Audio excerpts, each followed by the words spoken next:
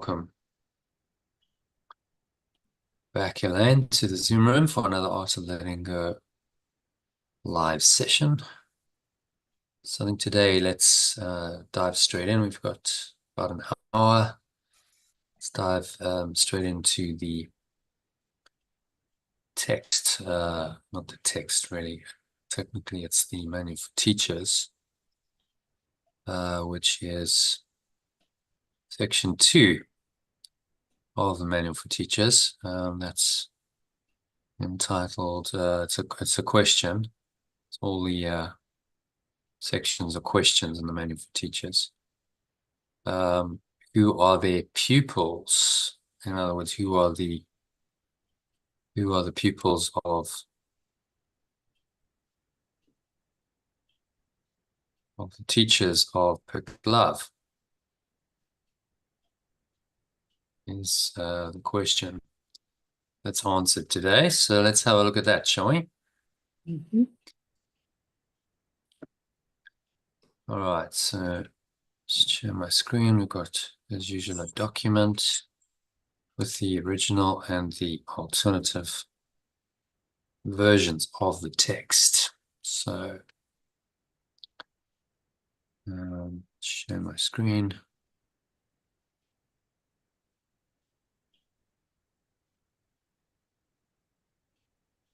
All right. So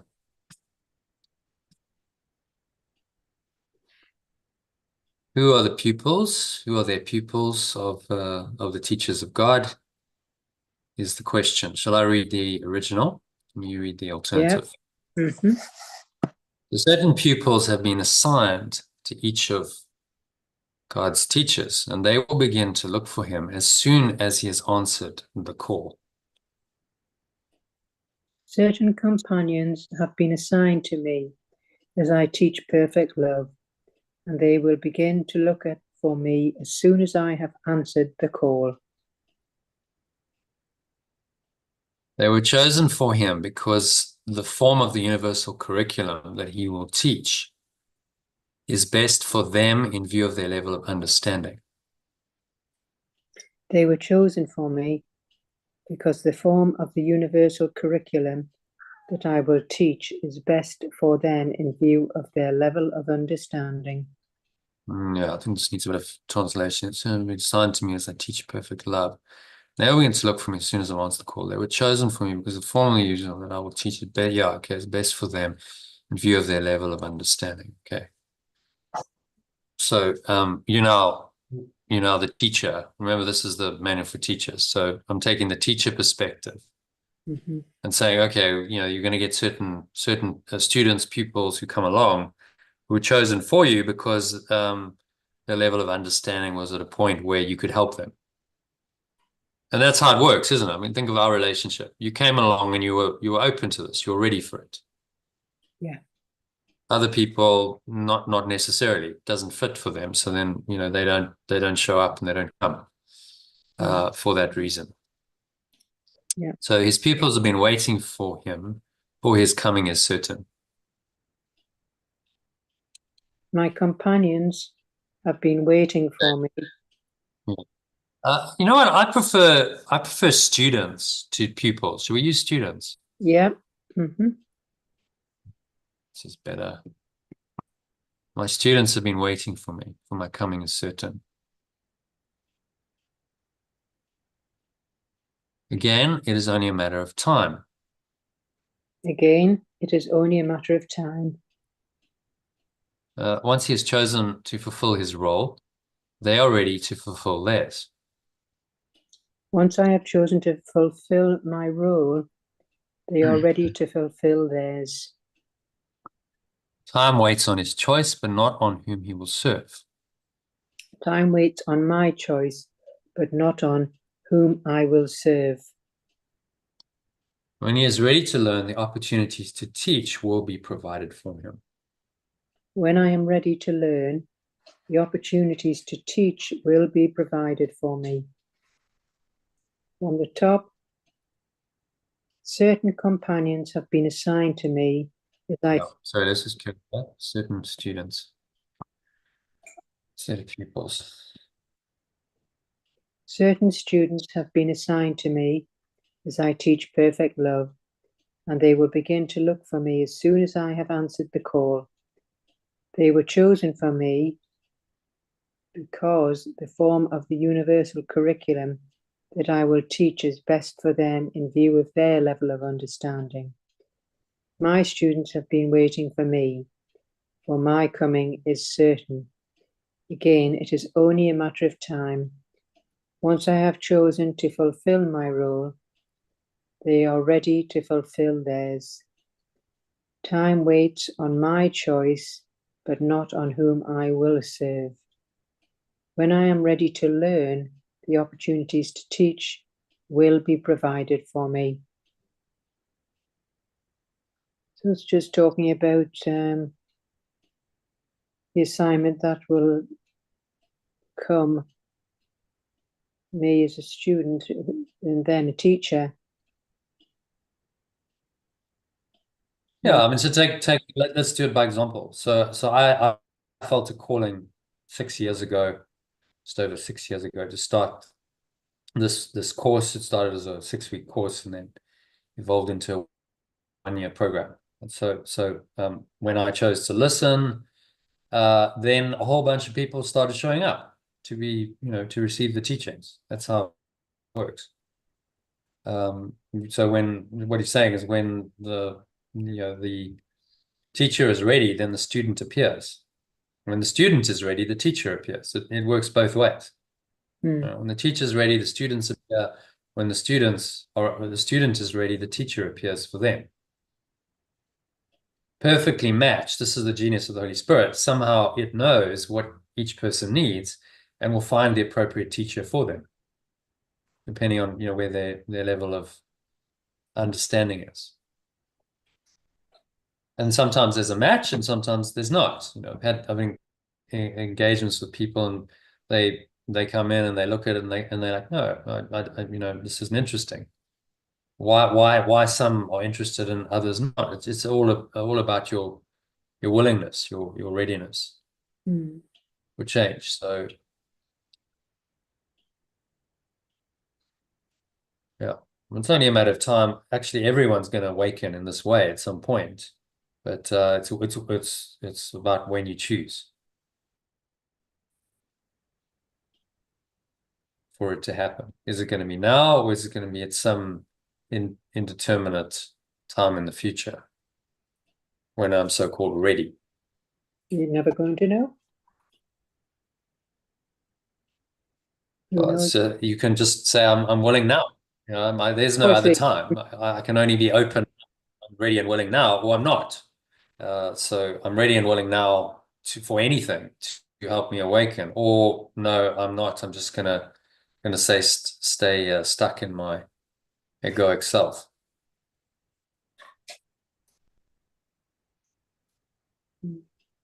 All right. So should we go on to number 2? Yeah. In order to understand the teaching learning plan of salvation, it is necessary to grasp the concept of time that the course sets forth. In order to understand the teaching learning plan of awakening, it is necessary for me to grasp the concept of time that the course sets forth. You think grasp or understand? Either or, really. What do you prefer?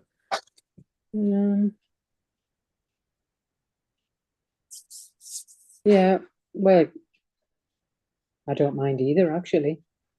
They're both. Okay. We'll leave grasp. Yeah. Leave it as. Okay, so enlightenment corrects illusions, not truth. Correction corrects illusions. Yeah, Admonment corrects illusions, not truth. Therefore, it corrects what never was. Therefore, it corrects what never was. Further, the plan for this correction was established and completed simultaneously. The will of God is entirely apart from time. Further, the plan for correction was established. Oh, sorry. Yeah, that way. Further, the plan for this correction was established and completed simultaneously for pure formless awareness of perfect love is entirely apart from time. Separate from time. So is all reality being of him. So is all reality being the same as it?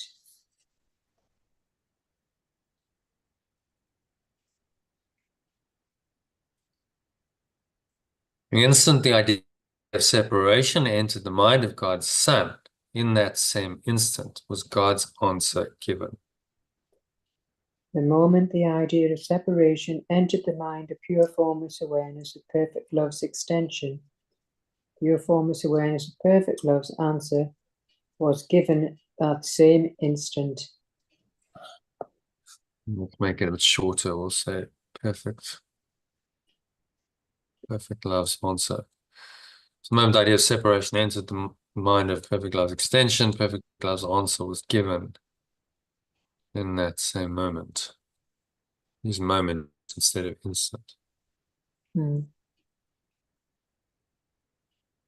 So in time, this happened very long ago. In time, this happened very long ago. In reality, it never happened at all. In reality, it never happened at all. In order to understand Yeah. In order to understand the teaching learning plan of awakening, it is necessary for me to grasp the concept of time that the Course sets forth. At-one-ment corrects illusions, not truth. Therefore, it corrects what never was. Furthermore, the plan for this correction was established and completely simultaneously for pure formless awareness of perfect love is entirely separate from time. So is all reality, being the same as it. The moment the idea of separation entered the mind of perfect love's extension, perfect love's answer was given in the same moment. In time, this happened very long ago, but in reality, it never happened at all. I was just talking about the teacher learning plan of awakening. It is necessary to grasp the concept of time that the Course sets out. So the saying the at-one-ment is corrects the illusions, but not the truth. So it's not, it corrects what never was. And it was established simultaneously. I think that's the key point. The moment the idea of separation entered our mind, the correction was there. So the Holy Spirit, in other words, was brought into being, Course says, came into being at the moment of separation. Why? Because it was the remembrance, the memory of perfect love. So the moment the idea of separation happened, there was this awareness of perfect love that arose in our mind, a remembrance that helped us to remember that we are not separate. We are one. And in that, everything is undone. So the tiny tick of time that now seems to have gone on forever is just a tiny mad idea that's blown up into this bubble of a so-called thought system and reality, but none of it's true.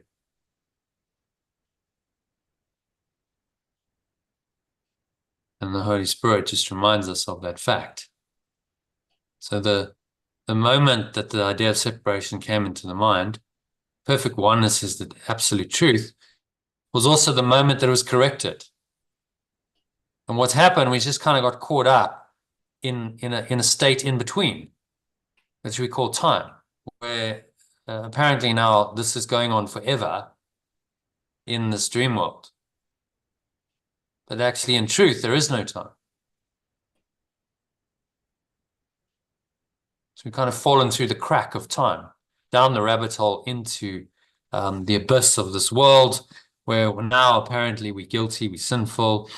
There's a lot to fear. We attack. It's accusation, blame, and attack of God and so-called these creations, and yeah, it's just really pretty dismal compared with pure formless awareness of perfect love. It's a pretty dismal reality, but that's what happens when you deny the truth and you entertain the idea of separation. Fortunately, though, God's answer is given immediately. So the Holy Spirit came into being at the very moment that the split happened, the separation happened. Okay, that makes sense. And so it's been there since the beginning of time as the reinterpreter of the dream. Its purpose is to reinterpret everything that happens in the dream from a perspective of sanity.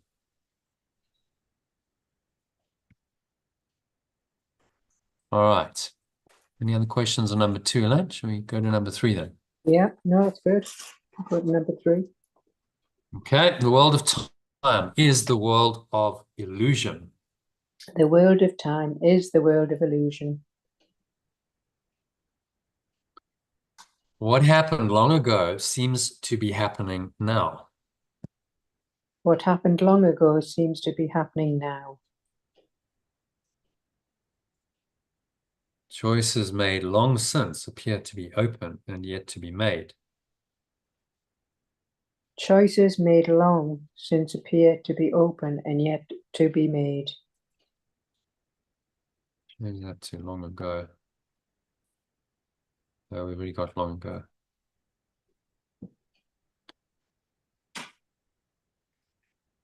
Choices made long since. Choices made long since. Should we use long ago again? What happened long ago? And let's put it, makes it personalize it. So choices are made long ago appear to be open and yet to be made. Has to be open to me and yet to be made. Okay. What has been learned and understood and long ago passed by is looked upon as a new thought, a fresh idea, a different approach. What has been learned, understood, and long ago passed by is looked upon as a new thought, a fresh idea, a different approach. Because your will is free, you can accept what has already happened at any time you choose. And only then will you realize that it was always there. Because my will is free, I can accept what has already happened at any time I choose, and only then will I realize that it was always there. As the Course emphasizes, you're not free to choose the curriculum or even the form in which you will learn it. As the Course emphasizes, I am not free to choose the curriculum or even the form in which I will learn it. Yeah, that's in the introduction. It says there's no order of difficulty in miracles. No, the only thing is when. The only question is when you want to learn this course. That's the question. It's inevitable that you will have to learn it. Curriculum is set. It's not up to you. So you're free, however, to decide when you want to learn it. However, I am free to decide when I want to learn it. And as you accept it, it is already learned. And as I accept it, it is already learned. From the top, The world of time is the world of illusion. What happened long ago seems to be happening now.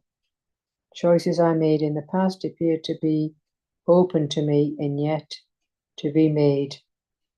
What has been learned, understood, and long ago passed by is looked upon as a new thought, a fresh idea, a different approach. Because my will is free, I can accept what has already happened at any time I choose. Only then will I realize that it was always there. As the course emphasizes, I am not free to choose the curriculum or even the form in which I will learn it.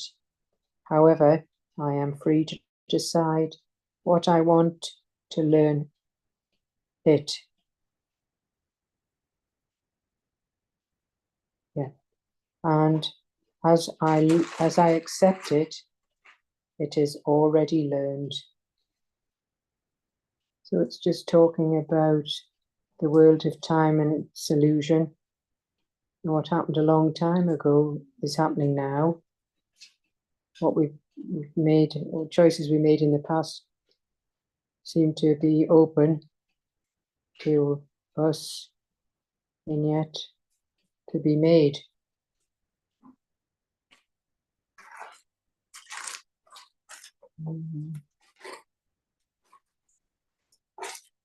So if we can accept what has already happened in time, we choose, and only then you realize it was already there, as the Course emphasizes. Yeah, so time is not actually linear. But sometimes you can get a kind of an intuition of something, and then that inspires you to take an action now, and then it manifests into something.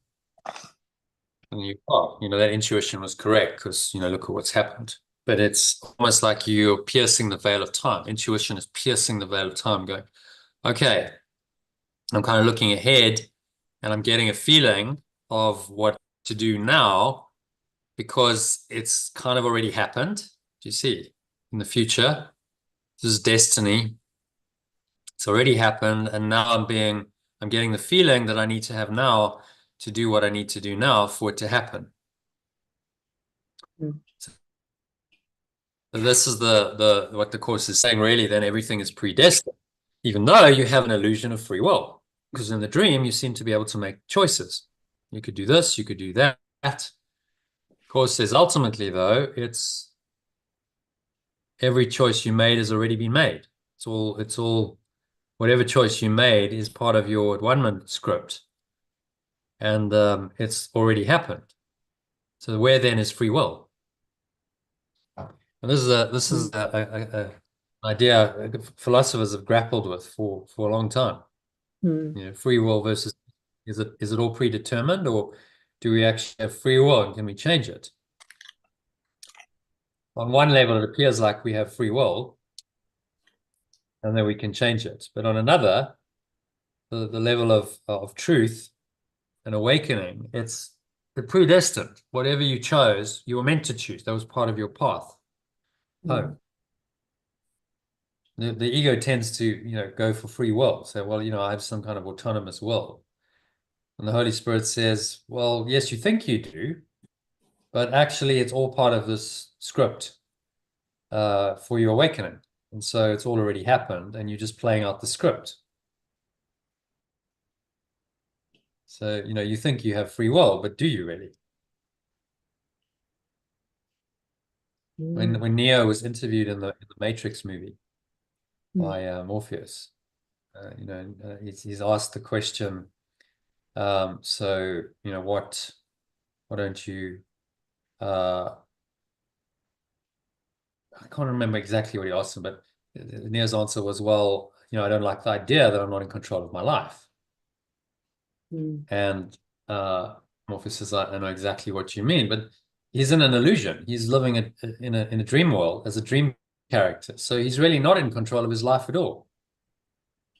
He's just in the matrix, another pawn in the matrix. There's no There's no real free will, you see. So he's choosing, he's going, well, I could choose to go to work or not go to work, or go to a club, or, oversleep, or go and have some noodles, all these choices in his daily life. And he's going, well, I have free will, but actually you're just really playing a part in the matrix.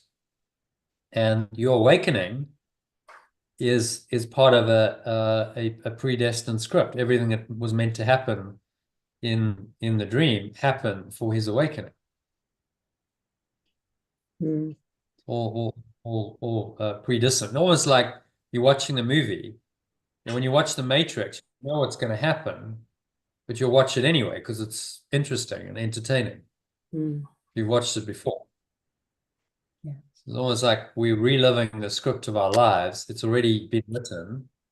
It's loaded into the film, into the projector, just like a film is. It's already made, but it has to play out frame by frame over 2 hours. So think of it this way: your script is already written, the movie of your life's already made, it's preloaded, and then it's playing out frame by frame, that's moment by moment, over time. And you think that, oh, I have free will in this, but actually the script's already there. The movie's already made. This is what the course is saying. Mm. And when you get guidance, you're really just following the Holy Spirit script. So, okay, I'm trusting in something that's coming through that's telling me my next move in the dream, which is now coming from the script that was written before time, before you entered time space again in this body. So that then lends you towards surrender, towards saying, well, I don't really have free will. All I can do is let go and surrender to what is. And if I do that, I'm listening to guidance, and then the script is playing out. When you surrender and you let go, then the script is playing out. When you don't, you resist it, and you suffer. But then the Holy Spirit says, but that was your script. That's part of your script. You need to suffer to awaken, because you're not ready to accept the message. So there has to be a degree of suffering then before you'll awaken. So the free will argument always sort of gives way to the Holy Spirit's argument, saying, well, actually, it's all predestined, because you can just change your mind about it. And that's what you should do. So if you experience pain and suffering, it's necessary to awaken you. It's part of your script. That's the only reason why it's happening. For your good. As you said, all events, some point in the course, all events and circumstances are gently planned for your highest good, to help you awaken. What is your highest good? To help you awaken from the nightmare of separation. Okay. Hope that's shed some light on that paragraph. Yeah. Yeah, it's good. Yeah. All right. Let's go to number 4 then. Yeah. So time really then goes backward to an instant so ancient that it is beyond all memory and past even the possibility of remembering. Time really then goes backward to a moment so ancient that it is beyond all memory and past even the possibility of remembering.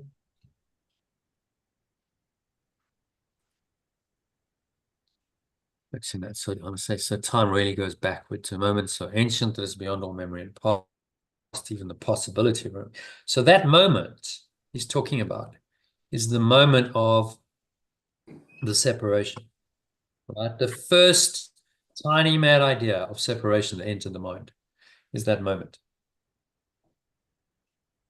And actually, all we're doing, time going backward, is we are unwinding, we are undoing the entire dream. We've come all the way down the ladder of separation into the victim identity. We are now just undoing all of that and rewinding our mind back to that tiny mad idea.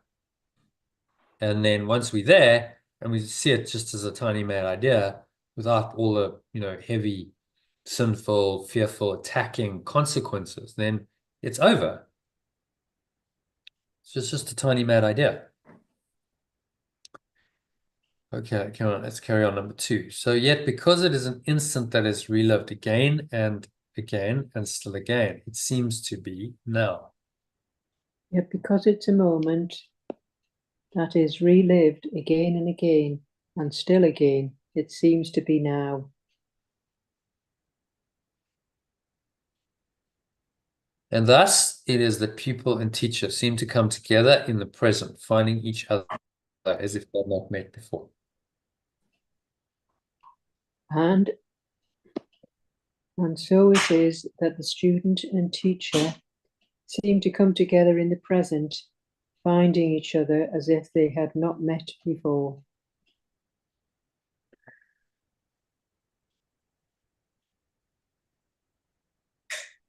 Pupil comes at the right time to the right place. Yeah, the companion comes at the right time to the right place.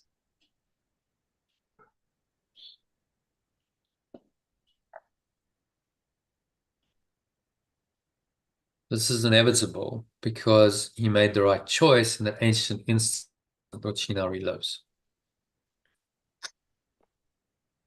This is inevitable because she made the right choice in the ancient instant which she now relives. I'll change that to the I because I made the right choice in the ancient instant. Ancient moment, maybe.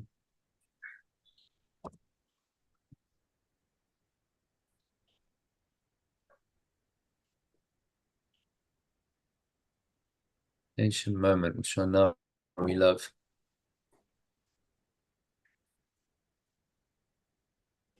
So has the teacher too made an inevitable choice out of an ancient past. Hang on, because the student, let's just make it.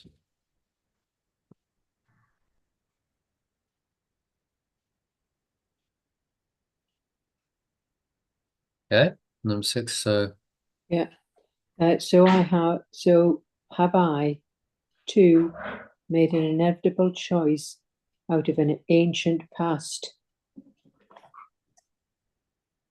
God's will in everything, but seems to take time in the working out. Pure formless awareness, perfect love, only seems to take time in the working out of everything. What could delay the power of eternity? What could delay the power of eternity? And from the top, therefore, time really goes backward to a moment so ancient that it is beyond all memory and past, even the possibility of remembering. Yet, because it is a moment that is relived again and again and still again, it seems to be now. And so it is that the student and teacher seem to come together in the present, finding each other as if they have not met before. The student comes at the right time to the right place. This is inevitable because the student made the right choice in that ancient moment, which they now relive. So have I, too, made an inevitable choice out of an ancient past. Pure formless awareness of perfect love only seems to take time in the working out of everything. For what can delay the power of eternity? So it's saying that time goes backward to a moment ancient beyond all memory. Yet Going back to this moment of separation, undoing. So we've come down the ladder. Now we have to reverse the process. Instead of going the ego's way, which is guilt and sin and fear and attack and doing more of the same, we have to undo all that, unwind all that, to go back to that ancient moment. Once we really get to the top of the ladder of separation, you see that this is just a tiny mad idea. The whole thing is one tiny mad idea that has got blown out of all proportion into this enormous idea that now governs who you think you are. It governs the reality you think you live in. It governs your so-called life in this world. It seemingly enslaves you as a victim of a cruel external world of limitation, lack, loneliness, suffering, and inevitably death. But all of it comes from one tiny mad idea that you are a separate self. You are somehow separate from pure formless, the oneness of perfect love. And that idea is simply not true. And that's all the Course is trying to teach us. That idea, no matter what its effect, is not true. Fortunately, and that's why we can undo it all. So the journey is to go, through forgiveness or letting go. We climb back up the ladder. You overcome your fears and your guilt and your sin and your attack thoughts and the tendency to project your self-attack outwards onto others as blame and attack. All of that is undone. You go back to the tiny mad idea. You see it for what it is. This was just a crazy idea. This was the worst idea I ever had. I shouldn't have done it. And so I can let it go. I don't have to entertain this idea anymore. I don't have to believe this idea, even though I might still be in a body and in a world where this idea seems to be quite real and prevalent. I don't have to buy that story. I can let go of all of that. Every part of the illusion. Thank goodness, eh? Exactly true.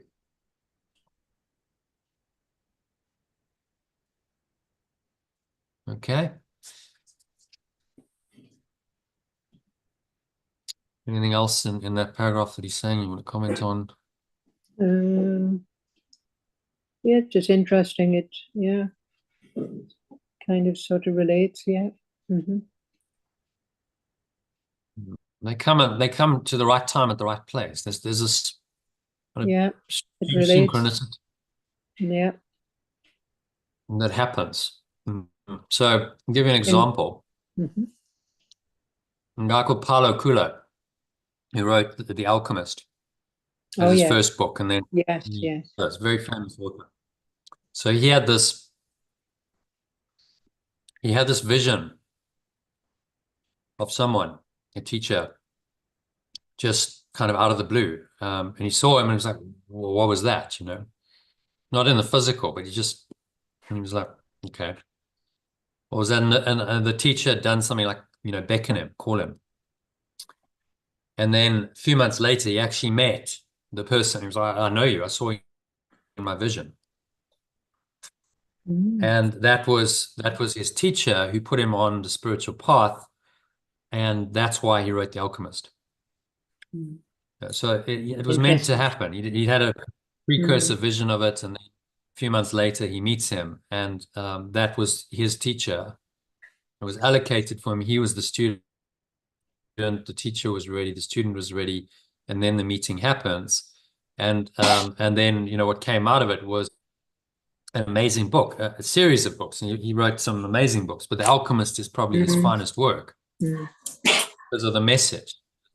Journey, and there's such a deep message in it, and he only wrote that because of the inspiration that he was then open to receiving through the teachings.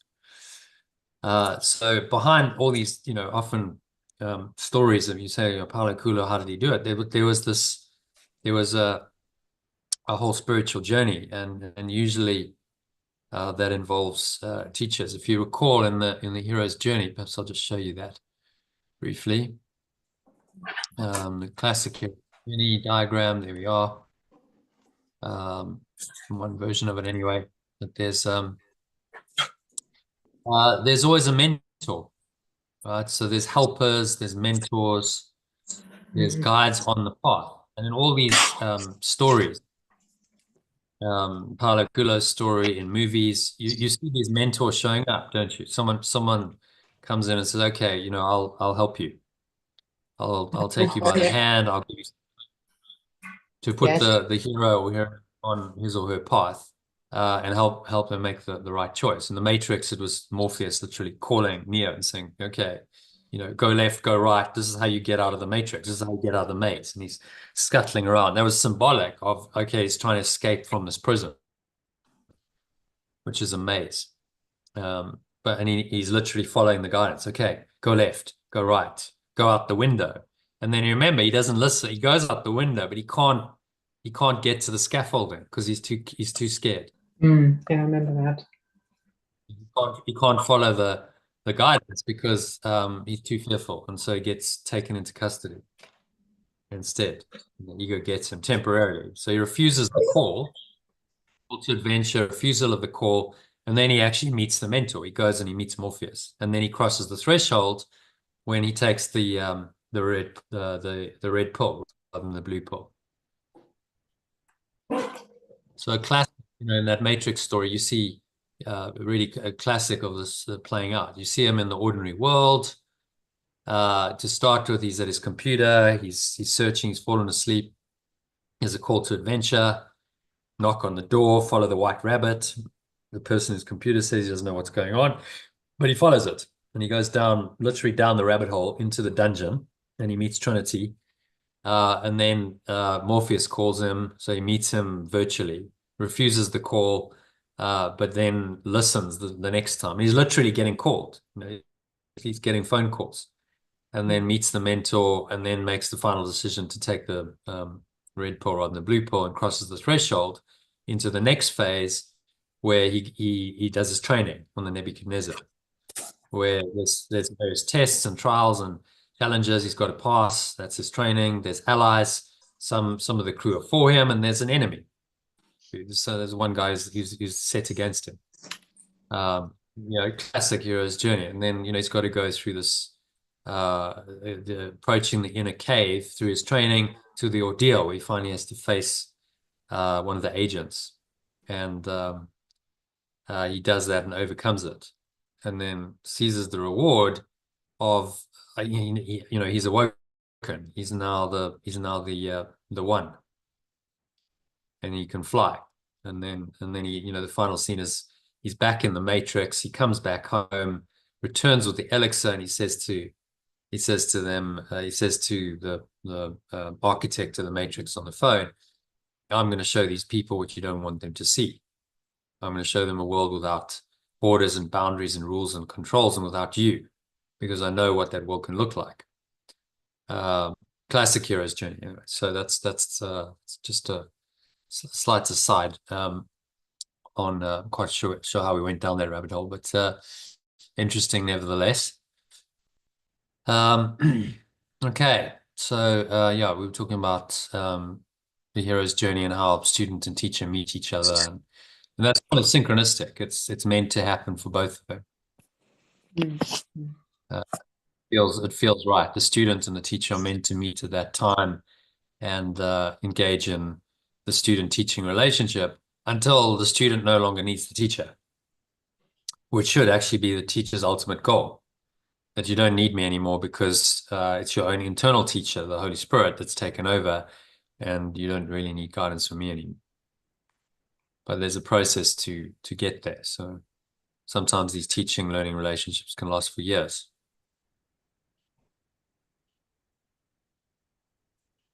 All right. Where were we?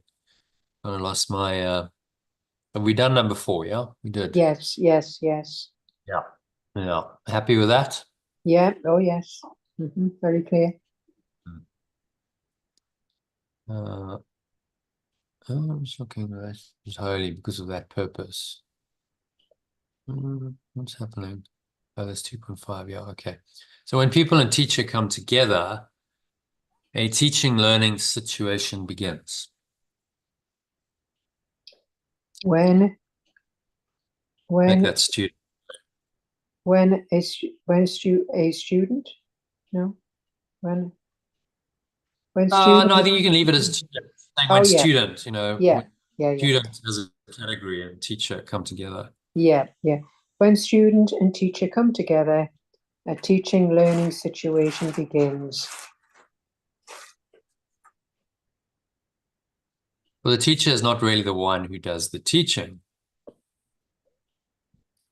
For I am not really the one who does the teaching.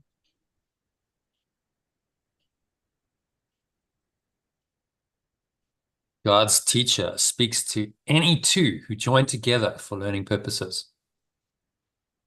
Pure formless awareness of perfect love's remembrance speaks to any two who join together for learning purposes.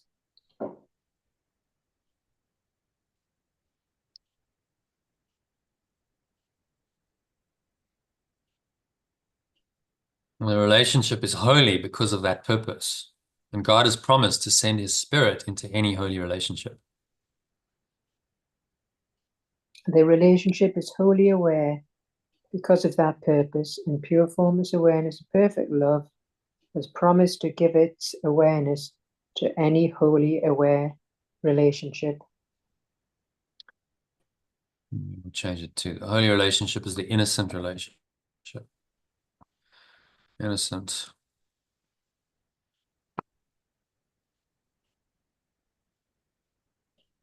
In the teaching learning situation, each one learns that giving and receiving are the same. In the teaching learning situation, each one learns that giving and receiving are the same. The demarcations they have drawn between their roles, their minds, their bodies, their needs, their interests, and all the differences they thought separated them from one another fade and grow dim and disappear. The demarcations they have drawn between their roles, their minds, their bodies, their interests, and all the differences they thought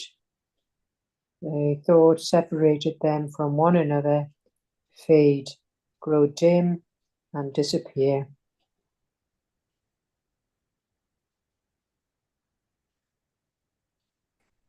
Those who learn the same course share one interest and one goal. Those who would learn the same course share one interest and one goal. So those who want to learn the same course share one interest and one goal. And thus, he who was the learner becomes a teacher of God himself. For he has made the one decision that gave his teacher to him.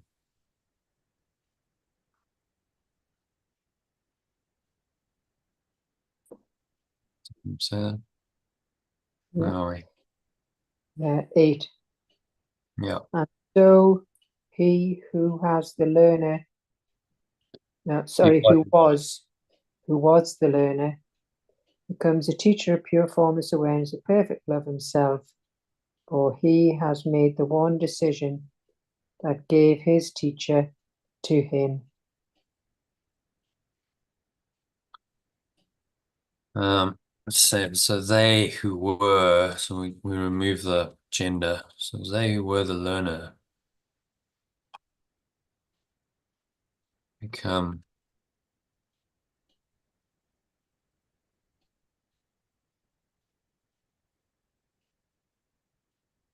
teachers of perfect love.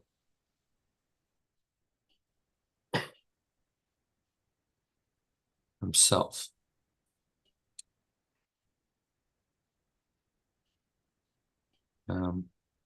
He has made the one decision that gave his teacher to him, or they, sorry, for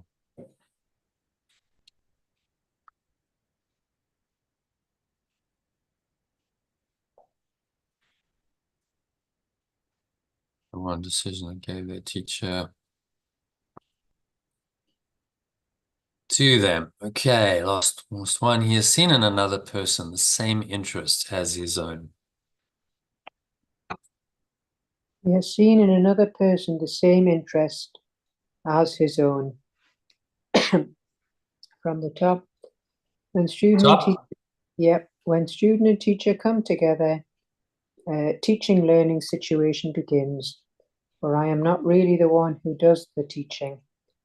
Perfect love's remembrance speaks to any two who join together for learning purposes. The relationship is wholly aware because of that purpose, and pure formless awareness of perfect love has promised to give its awareness to any innocent relationship. In the teaching teaching learning situation, each one learns that giving and receiving are the same. The demarcations they have drawn between their roles, minds, bodies, needs, interests, and all the differences they thought separated them from one another's fade, and one another fade, grow dim and disappear. Those who want to learn the same course share one interest and one goal, and so they who were the learner becomes teachers of perfect love themselves, for they have made the one decision that gave their teacher to them. He has seen in another person the same interest as his own. So it's just about the teacher-student relationship and how it begins. And they're both equal. And the student will also become a teacher themselves. And the relationship is wholly aware of this pure formless awareness of perfect love, and has promised to give awareness to any innocent relationship. And they're saying that the teacher learning situation, giving and receiving are the same. And there's no differences. So,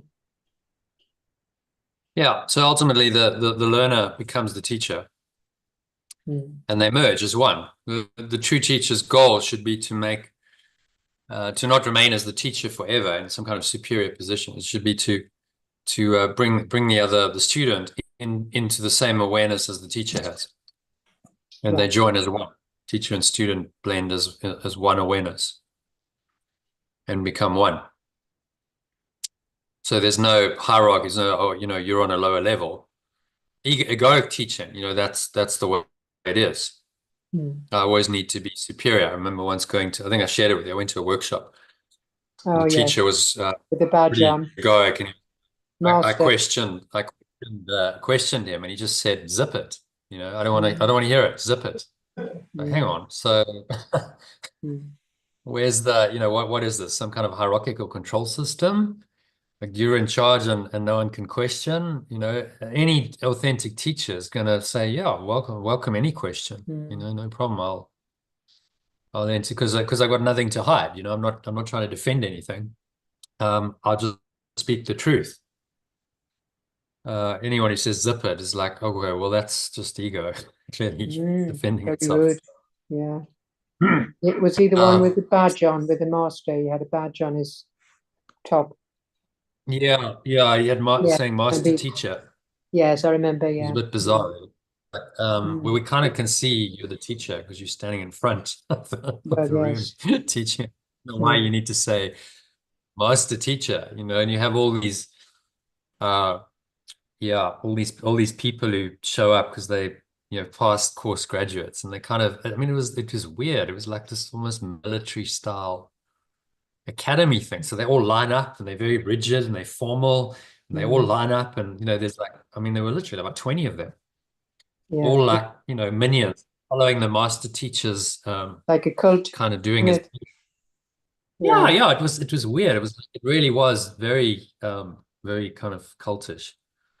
And of course, no one can question that. If someone questioned, dares challenge the authority, then it's like, oh, zip it, zip it, because the ego is defending itself. But if it's truth, then teachers of truth, and they'll just go, yeah, whatever question, it's fine. I welcome it because it's probably someone else has the same question, even if it's seemingly a stupid question. But they're not defending anything because the truth doesn't need defense. But he had a teaching that was spurious. He was a course teacher originally, and I was like, okay, well, this should be interesting because he's been a course teacher for a course student for 11 years apparently. But I'm like, well, I'm not quite sure what you're teaching us to do with the course, because they're not saying the same thing, which is kind of what I was getting at when I asked my questions. And he didn't want to know that. So like, no, just zip it, right? This is my teaching. It's my course. You came here to learn. you know, I was like, okay. I nearly walked out, but I was like, okay, well, I'll humble myself and I'll go through the experience, which, you know, I'm glad I did. It was, did have some valuable experiences. But, you know, I wouldn't go back to him. I was like, there's no way I'm, you know, going back to another course, because I've seen you aren't really an authentic spiritual teacher, because there's still way too much ego, you know, in your, you haven't cleared out your own ego. You're still very invested in your ego, clearly.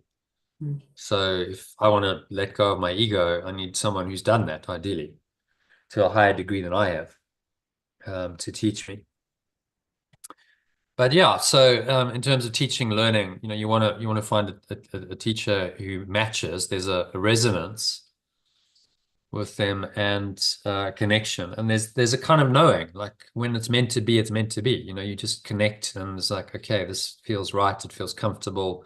Both people know it. Often instantly, there's like this recognition of, almost like, okay, that's the script, isn't it? Oh, it's like, Yeah. you know, it was scripted and it's now happening. It's the script is unfolding. What was predestined, we kind of knew it on some level, and now it's actually happening. There's a sense of a recognition. Oh, I kind of know this, although it is the first time I've met you. Something in me says, I already know you, and this is familiar. It's that kind of weird deja vu feeling sometimes you get, because that's like piercing the veil of time. Then it's like, okay, the script is written, and you're getting an inkling of that in those moments to say, yeah, it's already happened. So now what is meant to happen is just unfolding. And if it's meant to happen, it feels right. It feels natural. It feels right. It's like, yes, connection, synchronicity, flow, you know, I'll go with it. Which has happened And so through usually your you, authentic teacher, then even you from a know, child. Yeah, even from a child. You look at all the teachers you've had through the years, and you can see the ones that you've resonated with. And yes, I do get that. And those teachers were right for you at the time. You know, they were Oh there. yes, yeah. Well, they weren't. I mean, it started off at school with biology, because I wasn't interested in school at all. And then obviously Yeah. I wasn't in, because I was a secretary and I wasn't interested in that. And then I found a teacher in holistic therapies, and it was one of them in particular. And so it's gone on. And then yoga, the same. A lovely lady called Alicia. Yeah.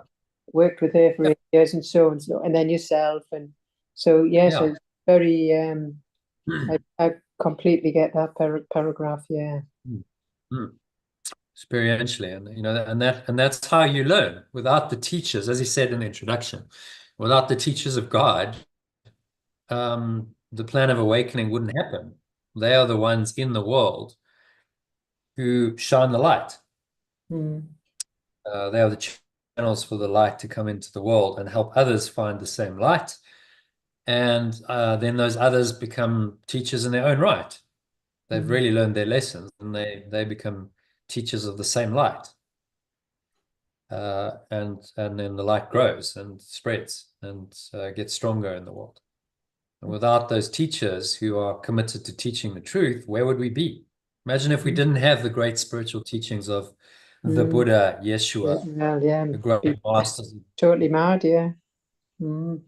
Well, where would you turn? You know, how would you cope with Well, you such a probably just, crazy world? It would be like, you wouldn't be here, really, would you?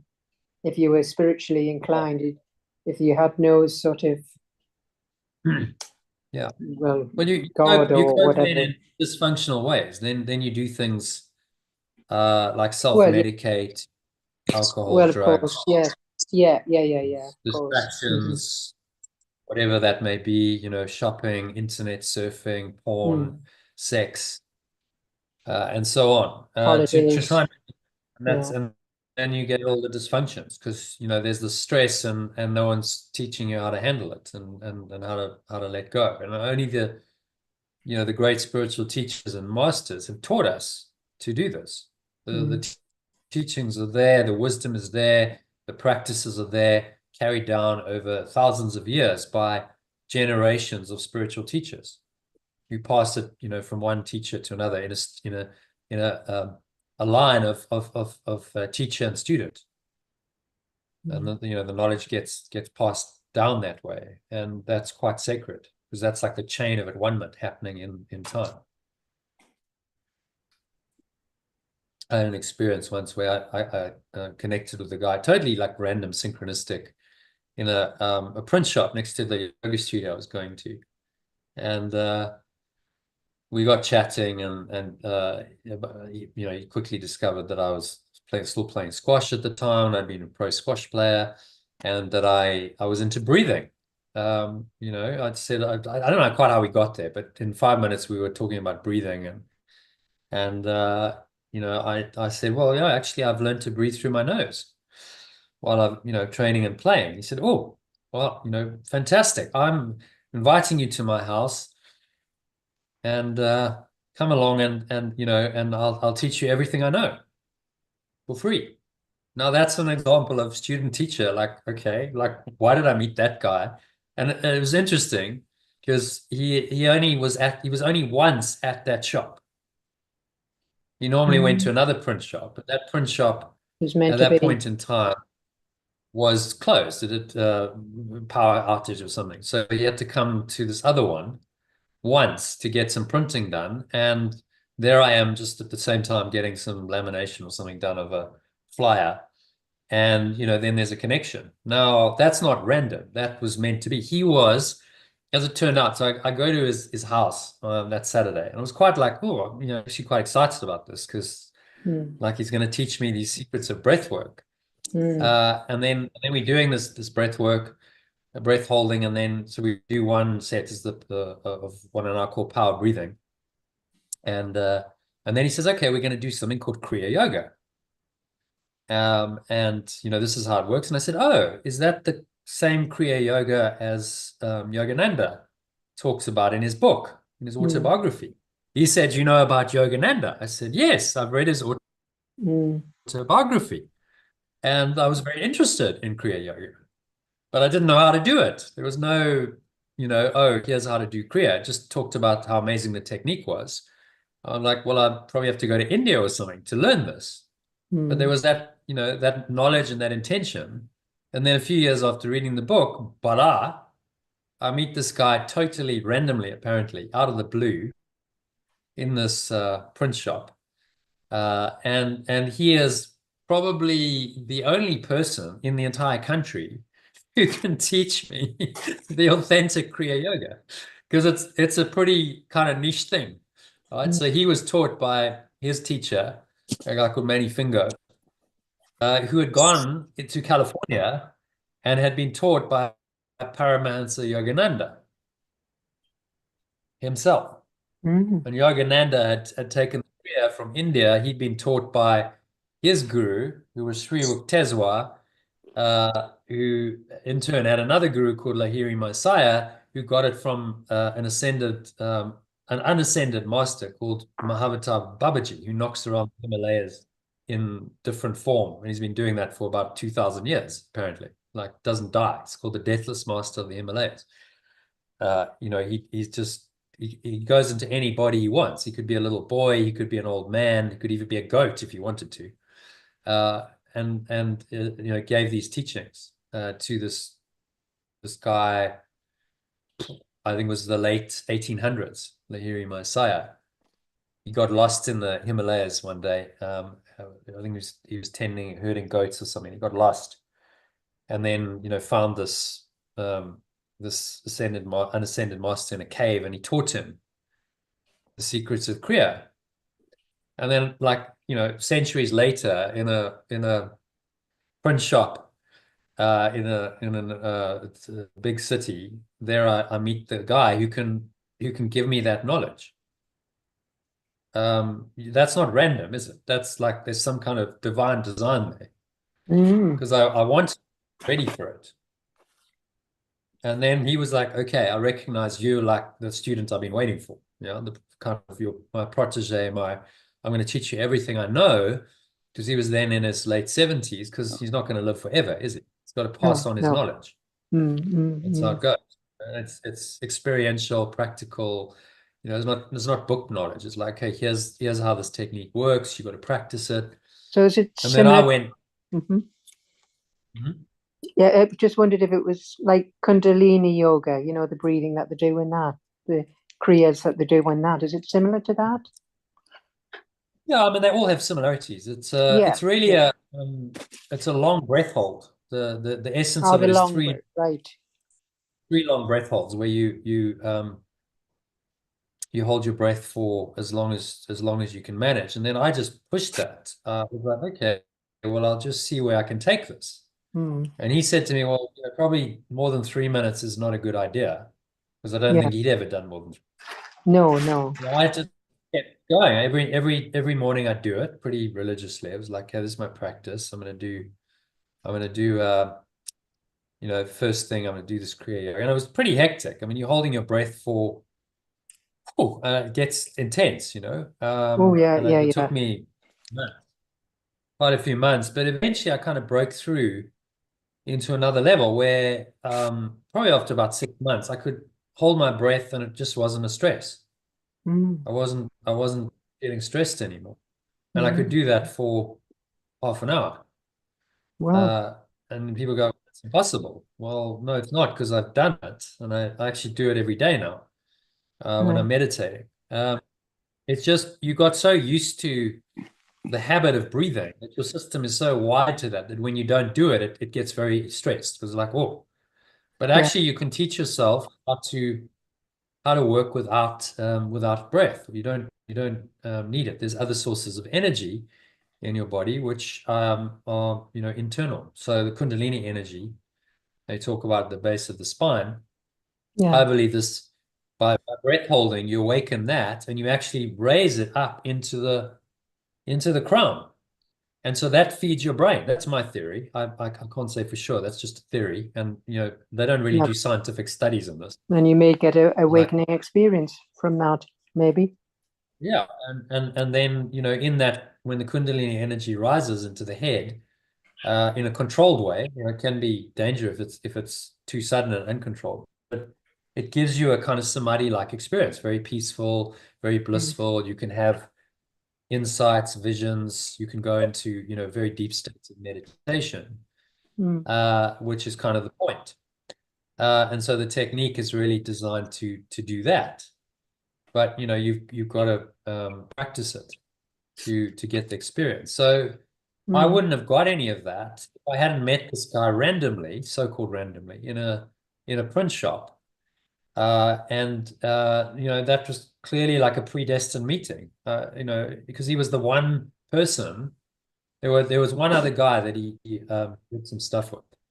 So there were maybe two people in the entire country who could have taught me that. And I happened to meet one of them just mm. randomly I Quite mean, you amazing. can't make this stuff up. But clearly there's No. something else going on, isn't there? There's something beyond you Yes. that Yeah. has connected us at that moment in time and orchestrated it so that I am there at the same time as he's there. And then, an interaction starts. And then, it was really profound, valuable learning. I was very grateful for it. Mm, And mm. I'm now the carrier of that knowledge to pass it on to others, Ah, which is eh, how it goes. I'm struggling with a This is minute. done in. Well, I'm struggling with a minute or Hmm? two. I struggle with a minute or two. So half Yeah. an hour is a tall task. Well, most people do. I mean, it's normal to, after a minute, most people are like, "Well, I kind of need to breathe," because that's the way your Mm, default system's wired up. Holding your breath for longer than a minute is considered a bit unusual. 2 minutes, maybe, but now you're really pushing it. 5 minutes, according to the medical profession, you'll be brain dead. mm, Well, I would have been brain dead long ago if that was the case, because right. I've held my breath far longer, and so have many others. There's people who have all held their breath for a long, like 20 minutes underwater. There's tribes in the South Pacific who dive, for their food, and they can hold their breath for like 20 minutes underwater. Yeah. So really, they're not brain dead. There's something else going on, right? Their Mm, brain mm, is you're not getting oxygen, but there's something else that's feeding it that keeps it going. And so what you start to do is detach from the physical systems. Okay, I don't necessarily need to breathe because internally I've got this Kundalini energy. I've got all the energy I need. if I know how to tap into it. But the only way you're going to do that is if you cut off the one energy source. So you stop breathing, you cut off that flow of prana through the breath, and then what has to happen is the body's got to find it somewhere else, hasn't it? Yeah. And so then it starts pulling up Kundalini, and that's how the Kundalini then awakens and arises. That's my theory, anyway, as to what happened. So maybe because I was trying to like explain how is this possible then. so perhaps you could do a Zoom for all of us, you know, your members. I know you have done it on the Letting Go course, you know, the first 6 weeks. Yeah, you could do another one. What I'd say, Elaine, is if you're keen to learn it, it's typically it's a one-on-one thing. Not everyone's ready for it. So, you know, we do a one-on-one session. Do the power breathing. I showed you the power breathing, and Oh yes, I've had the it's in the it's in the course manual in the breathing in the breathing techniques. Yeah, I do remember you did the holographic one, and you had some drum music or something, or African music. The holotropic, but there's a power breathing one in I think I've done it separately actually. You did. We all. Yeah, it's in a separate document. So I'll send it to you. There's descriptions of the power breathing, and there's also video I made. And essentially you're doing a power breath. You know, when I say breathe in, lock your sphincter muscle, draw the energy up. That's power breath, yeah. You hold, you lock and you hold. So as you put the chin down, you squeeze your abdominal muscles in, and you squeeze your sphincter muscles. So that's the root lock in yoga. Yeah. And doing that. You sit like that. So do that for like, let's say, a week at least, where you get familiar with doing that. We start with and do like 30 seconds. Like Kriya is like, okay, you're gonna go like, you know, the idea is hold your breath as long as you can. So it's quite intense. Start with, okay, can you do a minute of power breathing? You know, once you get to like a minute, and you can do a minute reasonably comfortably, then I'll show you the Kriya. Because otherwise it's like, well, after 20 seconds or something, you'll time out. You start to gasp for air, yes. I do remember when the power breath is like a warm-up to that.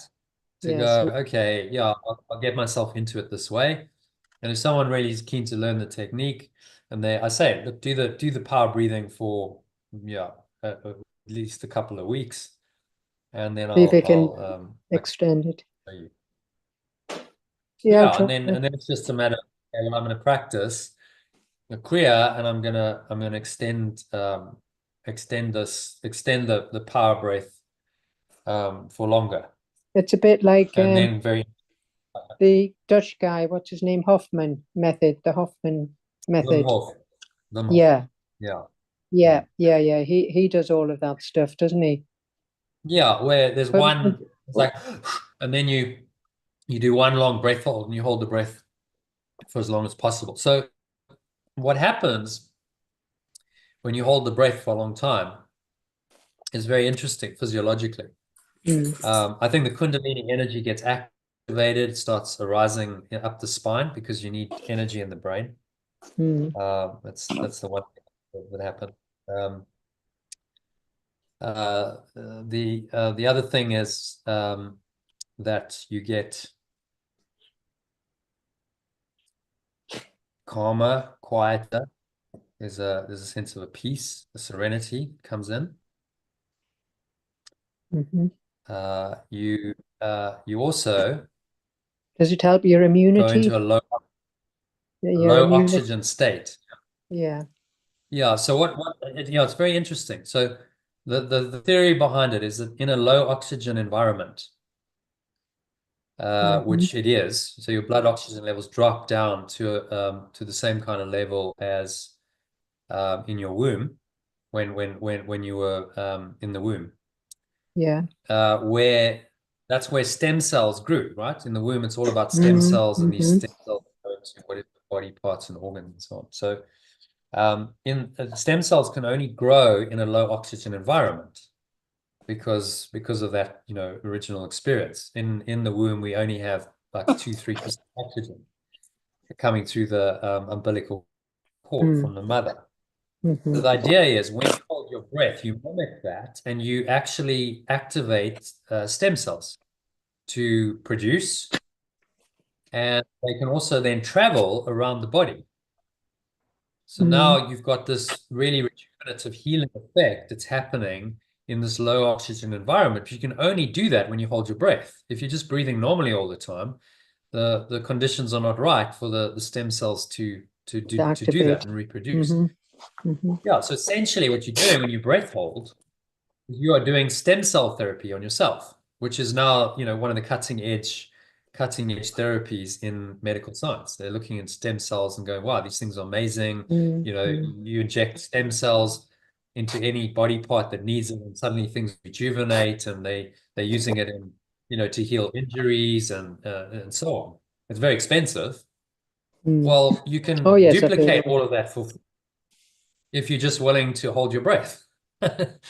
You don't have to actually go and go to some expensive clinic and pay literally like $40,000 or something for a stem Oh, yes, I cell. know they're Uh, very expensive. Yeah, yeah. really expensive. You don't have to do that. You just hold your breath.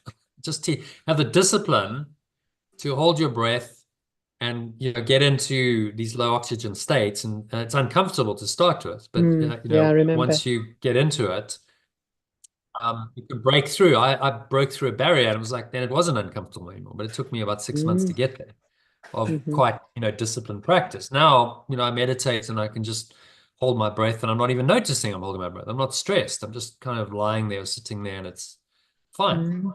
I'm just Mm. chilling out. I'm doing whatever I'm doing in the meditation. The breath hold is just kind of happening.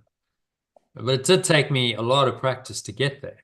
And Yeah. the willingness to break through that barrier. I mean, sometimes it was so intense. I was like, oh my God, I don't think I can Oh, hold it yes. one Well, moment longer.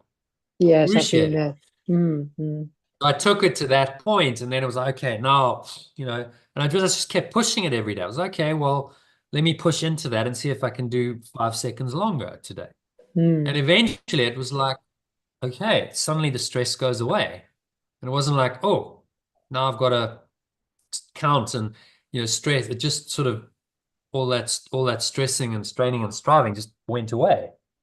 I kind of broke through to another level, and that stayed with me. I can now do it fairly effortlessly. Because how's that possible? You hold your breath for half an hour, you're gonna be crazy. Well, it's Mm. just training. Train myself to do it, like anything. Would You that can not train this be, stuff. that's like the Guinness Book of Records. You know how you can enter into that when it, I don't know.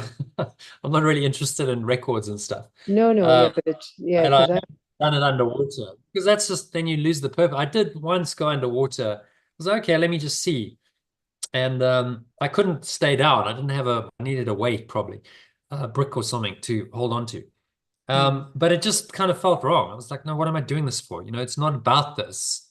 It's mm, about a spiritual practice to go deeper into your own mind. Not, oh, how long can I hold out my of breath for? competition. And Yeah, yeah, yeah, exactly. That's now the ego coming back in and trying to hijack something that's actually quite sacred. And yeah, I was yeah, like, yeah. no, I never tried it again because like it just didn't, what I was trying to do didn't feel right. It was like, and so it didn't really work. I was like, no, I'm not that comfortable after about a minute or I don't know how long. Mm, I didn't have mm, a watch, so I couldn't time it. Probably about a minute, maybe a minute and a half. And I wasn't that comfortable, and I was struggling to stay down. So I'm like, no, this isn't the peace. This isn't what it's about. It should be a no, peaceful, relax. The whole point is to go inward. The breathing is a technique to take you inward, not to like go, oh, look at how clever I am. I can hold my yeah, breath for so yeah, long. And yeah, I've yeah. broken the Guinness Book of Records. I mean, like, no, no, no. No, You're no, missing no. of the Yeah. whole exercise. It's not Mm, about the ego and oh, how great I am and how long I've held my breath for and records and aren't I so special because I can hold my breath for longer than anyone else. It's about your own practice and your own journey of awakening. That's what it's for. mm, So I don't talk about it very much. I don't advertise it. Most people would think it's completely weird that someone no, has no, done no. that. But It's, it's not like I'm the only person. There's yogis and mm, people who've done it. The likes of Hof. I don't know how long he can hold his breath, but it's a long time. There's people who've trained themselves to to hold their breath for long periods of time. Some yogis apparently can hold their breath for days. They like bury their head in the sand and not breathe, and they're fine. So it's just levels and levels, you know. Like I haven't done that, so I'm not sure that's like bury your head in the sand. I've literally seen a picture of a yogi doing a headstand. His head planted into the sand, like he's literally neck deep just extraordinary. in soil. I mean, like doing this, and he's staying there for like 24 hours. I mean, I don't know. What are you doing that for? That's a one-off. Maybe he's totally in samadhi and he's just like, you know, but like, why not just sit and be peaceful? Why do you need to plant your head into the sand? Again, you know, the ego comes in, and Bit of the competition misuse there. of these. Yeah, exactly. Oh, look at how special I am because I can hold my breath for 24 hours and I want to demonstrate it to the world. No, that's a misapplication. That's not what it's for. Yes. And the misuse of these powers or cities is problematic. If you do that, then you're not an authentic teacher anymore. You are bringing the ego into it, and you're using the powers for magic and for ego aggrandizement rather than for what they're for, which is awakening. So that's a misapplication of the powers, which Yeshua talks about actually later in the Manual for Teachers. We'll get there. He talks about it and says, you know, psychic powers, and there's a curious attraction for, you know, these cities, these powers to be misused, because what it gives the ego is then another claim on specialness. I'm so special because I can do this and this and this. You know? I can hold my breath for half an hour, whatever it is, or I can, you know, I can walk on hot coals, or I can, you know, rest on a bed of nails and I'm fine, or I can, you know, manifest vibhuti or whatever it is, whatever your power is. But then it becomes about the magic, you know, rather than about, hang on, what is this really for? So you just got to be aware of that. It's a technique. These are all techniques to connect you with your higher self and to awaken you. That's what it's for. And that's the only true purpose. And anything else is then a misapplication of it. And then it's a misuse of the technique, which is why the Kriya is sacred. It's just not given to anyone. It's like, you got to be ready for it. You got to treat it with respect. It's like, it's not like to be just around and like, oh, okay, well, I'll just do this, or, you know, I'm doing this to hold my breath for a long time. No, it's like you genuinely want the awakening that it can help you bring. And, you know, you're willing to do the practice and be disciplined about it. Go through some pain. It's not easy to hold your breath for that long, but it's worth it in my experience, because what it's brought me, you know, has been, I don't think I can really calculate what it's brought me, because it's kind of now just part of who I am. And you do it every day? Every day, is it a daily practice? I do it. I've adapted it. So what I try and do is I hack these techniques. You know, there's a form to it, and I'll teach you all that if you want to. You go through that. Because I mean, you got to start somewhere. You learn the form. And then, you know, as you advance in it, you're like, okay, so what is the essence of the technique? Let's cut out all of the flowery stuff and anything else. What is the absolute core of it? Absolute essence. And the absolute essence of it is you hold your breath. That's the secret. So there's no reason why you can't do that lying down. Like now my practice has evolved to the point where I do it lying down. You can do it sitting up. The form of it is less important than the essence of the technique, which is, okay, it's in the breath hold. And then you're like, okay, well, I've got rid of all the flowery stuff. You can do it, and it's still a beautiful practice to do. But the absolute essence of it, which then I've incorporated into another kind of meditation, I've combined it with the Vipassana, is just the breath hold. So then I combine that, and I've created my own kind of, okay, well, this is my own sort of meditation that's customized to me. You know, it's a bit of Vipassana, but I breath hold as well, and that kind of works for me. And I'm a creative type of person. I was, okay, well, mix and match. You know, you can kind of find a way to make that work, rather than go, oh no, I can only do that technique or that one. I just go, well, I can see the similarity. When I was doing Vipassana, I was like, oh, this is the same feeling as I had when I did Kriya. Okay, so it kind of reminded me of that. And then I was like, okay, so why don't I try breath hold when I'm in Vipassana? And I'll just hold my breath and then I'll observe my body. It's a good idea. Why not? I'll try that. So well, I didn't see, the strict teaching would be like, no, don't do that because you're bastardizing the Vipassana technique. And But I'm yet, like, well, I'm just I'm combining it things feels in a intuitively right. that Yes, works for me. intuitively. Well, after Yeah, all, intuitively it felt right. well, all these techniques have been man-made at once upon a time. Yeah, someone You know, invented them at some point. Someone had to be creative and say, "Oh, I'll innovate. and they I'll found come it up with." worked. Yeah, And then it becomes a tradition. Then people go, "Okay, well, now it's gone for 2,000 years. We can't change it because it's sacred." yeah. Well, no, not necessarily. Adapting, The adapting. essence of it, what it's pointing to is sacred, right? The what it leads you to, which is your own divine self, is the sacred part. But the technique itself is just another form. That's what I meant when I said sacred. It's like it just points you, No, I get points that. you inward. Yeah, no, I get that. Yeah. Yeah, no, I shall. I'd like to give that a go. Actually, see if I can get past a minute. 30 minutes is a bit of a task. Sure. Yeah, I'll send you a video for it because I did record a video and that shows you how to do the whole technique. And there's Yeah. some And then instructions. if I needed it, obviously personalized, then I can always do the one-on-one thing that you Yeah, do. exactly. That's what I'd suggest because then I can go, okay, I'll give you a one-on-one and just guide you through and I have your camera on so I can see what you're doing. Yeah. And, Yeah. and Yeah. personalize. Okay, so don't do this, do this, try this.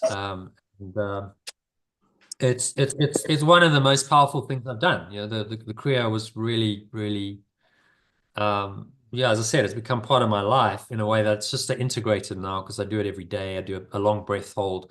And literally I might be lying in a Vipassana meditation, holding my breath for, I don't know, half an hour, 20, I don't know. I don't count, No, like, no. oh, I'm on the clock here. Well, I mean, I'm Just like you say, it's not competition. I'm not aiming to get 20 or 30 minutes, but just to hold it even for a minute would be my first. Is to get the experience you want, and then is to go into this piece. Exactly. There's something that happens when you break through what I call the breath barrier. It brings you a experiential piece that is that's what it's about. It's an amazing feeling. And that resets. That's on every level, spiritually, mentally, physically, so good for you. That resets your yes, whole. I get that. Yeah, no, it's you did do the course. I don't know if it was last year or the year before, but it was interesting, but it was quite challenging, if I can rightly remember, especially the holographic one. Holographic? Holotropic, yeah. Holotropic, yeah, because I remember it was in the evening, and of course I was actually full of energy. So so it's knowing the time to do it just before bed wasn't such a good idea. So I got a sort of overview when we did the letting go course. Yes. Yeah. Well, that's the idea. It gives you the taste of it, and then if you want to go and practice further, it's there. The problem is there's so much in that art course that it kind of gets a bit lost. Almost the course on its own. And I can remember when you were doing the when you were sort of doing the meditation, and then there would be a bit where you hold your breath, and then you would be going into the lesson, and halfway through it was too much, and I had to let go of the breath. So I'm trying to see if I can actually keep up with the sequence when you're doing the meditation. But I haven't really tried recently. I'll be honest with you, I've sort of not bothered to try. So it's practice, of course, isn't it? Yeah, it's just practice. You can do anything if you practice. So nothing incredible or amazing. I'm not like so amazing because I can hold my breath for half an hour. I just No, practiced a yeah, lot. Oh yeah, no, And that's, I as had you some say, it's not discipline. It's competition. self-discipline, really. Yeah, It's a exactly. self-discipline to say, okay, I'll discipline myself. I'll do this every day. And yeah, it might be difficult. It wasn't easy. So like there were times when I like, okay, I'm getting up and I'm going to hold my breath for as long as I can. And I'm going to go into stress because it's going to be like, oh, you know Yes, what I mean? 5 minutes into red face God, and I'm really sweating. struggling, and then the mind takes Yeah, over. and like that's putting myself through every morning. It was like, whoa. And there were times when I was like, what am I doing? Like just take it easy. But something in me said, just just Steady, persevere. You steady, can do yeah, this. yeah. Going and push through. Yeah, And I'll I'm give it glad a I go. did because I took you into Into another better. level and I Yeah. haven't looked back. Then I was like, okay, well, I can now do this. And it's almost just it becomes a normal part of my practice now. It's nothing unusual. I remember once saying to one of my friends, "Oh yeah, well, I hold my breath for half an hour." He said, "What?" Yeah, I just said it like, "Oh well, because yeah, that's what I do." yeah. So it was. It's a bit like, "Oh, okay, that's how do you do that?" Oh, they may not believe you. Yeah, maybe they don't believe. Who knows? Yeah, because that is a long time, 30 minutes. So a lot of people Yeah, struggle with but a you see, minute. once you get beyond the limitations of the ego, like, oh, you have to breathe. Well, who says? You don't have to breathe to stay alive. No. That's not true. There's another energy system and another energy source. So if you can tap into that and it's sustainable because it's internal, then why not? Why couldn't you go for, hours a day? And some yogis do. It's recorded that, some yogis hold their breath for 24 hours.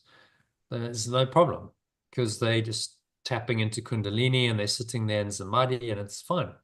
No, there's no stressing, straining, or striving because they're just like operating on a different level. But they've trained themselves to do that, with hours and hours and hours of practicing these breathwork techniques. This is the secret behind the enlightenment of the East. They practice these techniques. These masters of the East would practice and practice meditation and breathwork techniques a lot, hours and hours and hours a day. If you're dedicating your life to that one thing and you're just doing breathwork techniques and meditation all day, you're going to get pretty good at it, aren't you? That's the one Of course, single thing you yes. do it. Well, like any practice, yeah. And then they get these experiences. They get these awakening experiences, mystic experiences. They get powers that develop the cities, and then they go, oh well, I can see into the future, or I can manifest a body somewhere else. And we go, how is that possible? Well, if you did what they did, you would know, because you would then access the same power with that same training. So they're not specially gifted. They just trained themselves correctly to a high level, and they were very disciplined about the training. In other areas, if you want to be a top sportsman, you got to train. It's like, hours and hours a day of practicing your sport, and then, you can get to a world-class level. You're not going to do it if you don't practice. No. It's the same thing. They are gifted, of course. They're gifted. They're gifted, those. But even your ordinary person can still do it at their level and improve. Yeah. Okay. So the top sportsmen in the world, they usually have talent as well. Yes. But that wouldn't mean very much if they didn't practice. It would just be unfulfilled potential. So we all have a talent for awakening. The Holy Spirit guarantees it. Everyone can do it if they're just willing. Everyone can be a guru and a mystic and a awakened master if they choose to. It's just a matter of will. Do you want it? Are you willing to do the work? So then, it's not about, oh, well, this is something that just happens by divine providence and it's kind of luck. And, I remember that one quote you read me. So it's saying, oh, well, Jesus and the Buddha, these were kind of once off, one in a million kind of characters, and they just kind of had some kind of luck or special talent or whatever. Most of us are just plebs who kind of destined to operate at a lower level. Yeah. Paraphrasing, I'm never going to get. And, this is saying, no, they just practiced more than anyone else did. They were very disciplined and very determined and single-minded in this one cause of awakening. And so they did things that other people didn't do. The Buddha went pretty much to every spiritual teacher in North India at the time and learned the technique and said, okay, I'm going to try this meditation technique. He tried everything. He did all the practices, ascetic practices. He fasted. He lived on 1 grain of rice a day for, I don't know, a long time, months, years, nearly killed himself in the process. Because he was that determined. It was like, okay, I'm whatever it takes, I'm going to do it. And because he did that, eventually he broke through into like, oh, actually, what I really need to do is just let go of all the stressing and straining and striving. And then it came. His awakening experience came. But he had to do everything before that. Got to start somewhere, yes. Yeah. Prepare himself to like, okay, he only could let go to that level because he'd put in so much effort and there was so much desire and right, I want this and I'm going to do this and I'm nearly killing myself. And then he had to realize, hang on, this isn't working. I'm forcing it and I'm stressing and I'm straining and I'm striving. And the whole point is to let go and surrender. And then he got it, but there was an experiential awakening. So, and he did it because he got that awakening because he'd been through 7 years of intensive spiritual practice. Yeshua, we don't know his full story, but I believe he went to India. There's about 13, 14 missing years from his mid-teens. In the Bible, it's, last it tells us he's 13, and then, he grew strong and healthy and in body and mind and spirit. And then 15 years later, now he's the Christ and he's, now enters his ministry. That happens in like one paragraph in the Gospels. What did he do in between? Like 15 years is quite a long time. Where did he go? What did he do to, suddenly become the Christ? So that's the question. And my theory, not just my theory, is there is some evidence to it that he went to India and he went to Tibet because there was a trade route. There was a caravans did go. It was a pretty long, arduous journey. It took a couple of months, but you could journey from the Middle East through Asia and you could get to India. And so I believe he did that. He caught a caravan when he was a teenager, which would have taken, that's huge courage, isn't it? Like, what am I doing? Where am I going? But he was determined, I'm going to do this. And he went to Tibet and he spent time in the monasteries there. There's written records of this white master, they called him Isa, who kind of knocked around there and apparently was on a very high level. And so that's what I think happened. He learned a lot of these techniques, became essentially an advanced yogi through practicing the meditations and the breath work that he learned there, and then he brought it back. And then it was time to return from his hero's journey, bring it back to the society he left. And he came back and they're like, who are you? Where did you come from? Like, this is like another level of understanding, of wisdom, and of power. He had these cities, which he developed over through the practices. So he had clairvoyance, he could see into the future, he could, manifest, he could heal, he could walk on water, could raise the dead. What couldn't he do? Well, where did he get the power from? From years and years of practice. That's where he got it. He was an advanced yogi who came then out of another culture into this fairly kind of rigid, formulaic Jewish culture, which had kind of got stuck in its ways and said, well, my journey is to change this. I've got to show them another way. And he demonstrated so clearly that people couldn't deny, like, this guy has something that these guys don't have. He's got these powers, he can work miracles, he's got this amazing energy, this loving energy. Wherever he goes, there's love and joy and peace and healing. And he did upset people as well, because obviously the rigid formal egoic structure didn't like that. So that's just the natural consequence of being so strongly in the light. The darkness isn't going to like it. But both of them, to get back to my point, practiced in a very disciplined way. to achieve that, to get where they got. And then, Yeshua went in 40 days fast in the desert to kick off his ministry.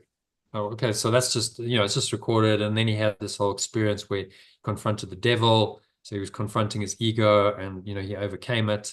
And then he was baptized by John as a symbol of, okay, now he's the Christ, and he's awakened. All of that came because he was willing to go through those experiences. A lot of which wouldn't have been easy. Imagine going on a caravan. You're a young man, 13, 14, teenager, and now you're going to leave your society and your parents, and you're going to go on an adventure into the complete unknown on a caravan into Tibet. And like, what called him to do that? Only the Holy Spirit. It must be the Holy Spirit guiding him, and he just he trusted. So they all did what they needed to do. They followed the guidance, and that's why they became what they became. So we can do the same. They weren't anything special. Just follow the same guidance coming from the Holy Spirit, and yeah. Sorry to it will guide you on your own.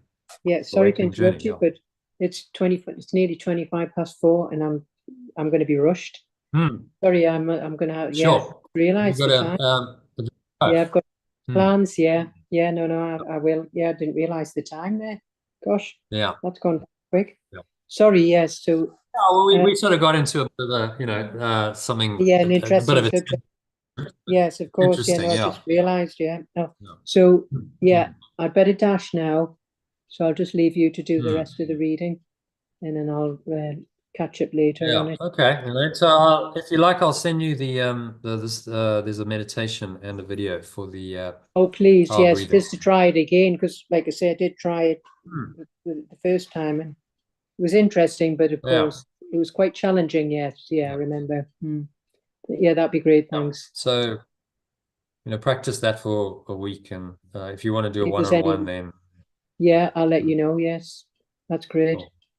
Cool. Okie doke. So I shall.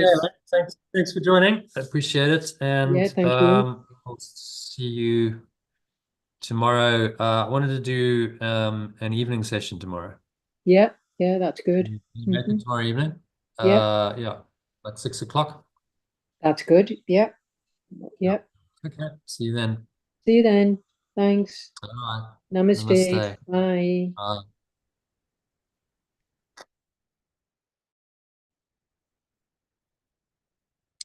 Okay, so let's just read the summary of this. Personalized summary. So as I step into my role as a teacher of perfect love, I recognize that my companions are predestined to seek my instruction once I answer the call.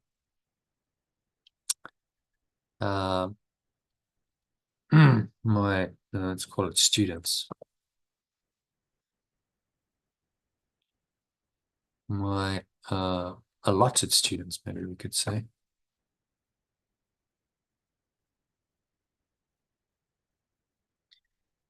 Predestined to seek my instruction once I answer the call. They match the curriculum I am to teach.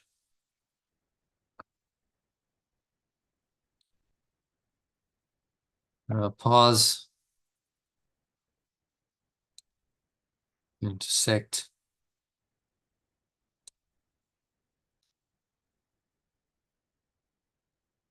I'll pause cross, shall we say? I'll pause cross. When we are both ready.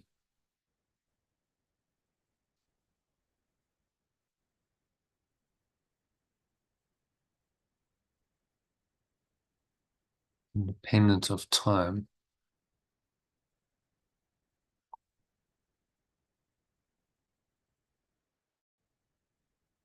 Maybe predestined in time.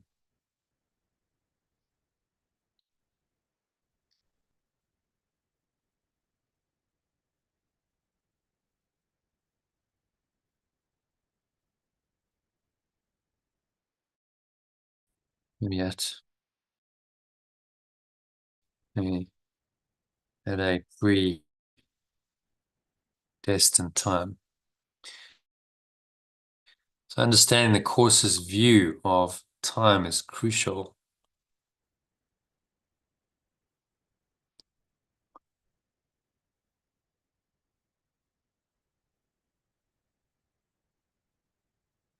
This view of time is crucial. Just the corrections apply to illusions within the realm of time, whereas in reality, the pure formless awareness of perfect love resides, the concept of time is non-existent.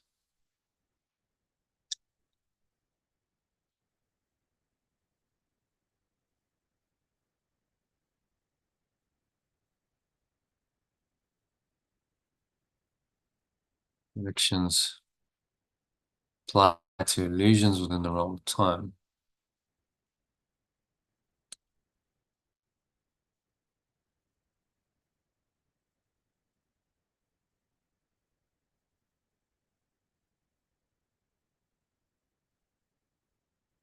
In the realm of time and space.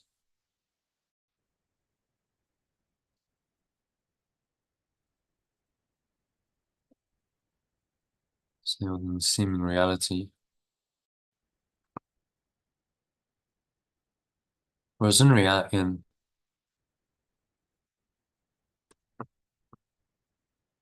true reality, the pure formless awareness of perfect love, which is pure formless awareness of perfect love, the concept of time is non-existent. We'll just say time does not exist.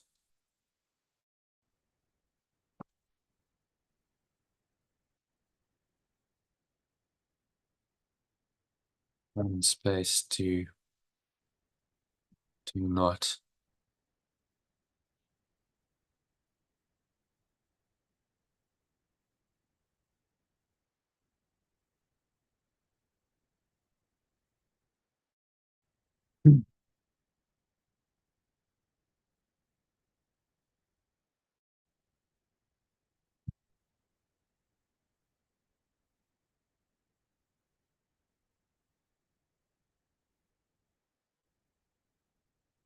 The temporal world is an illusion where the past can seem to be the present, and what is already learned can appear to be new. My free will allows me to accept these eternal lessons at any moment.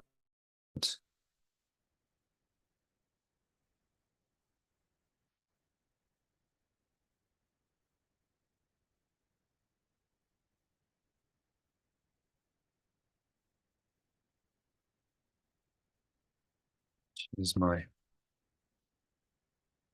destiny unfolding.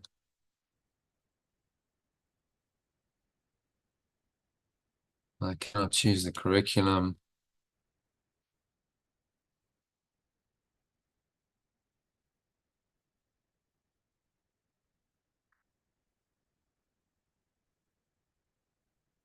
And choose when I want to learn it. So yeah, it's an interesting debate about free will and destiny. And the ego level says we have free will and we can make choices that will change things as a separate self.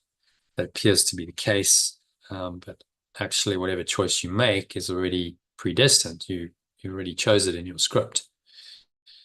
So it's all part of the journey of your awakening, even if it seems to be a wrong choice, causing pain and suffering. It's then part of the journey of your awakening to help you learn to ultimately let go of the ego. And it's just up to us when we want to choose to learn this curriculum of awakening. So I cannot choose the curriculum. I can choose when I want to learn it.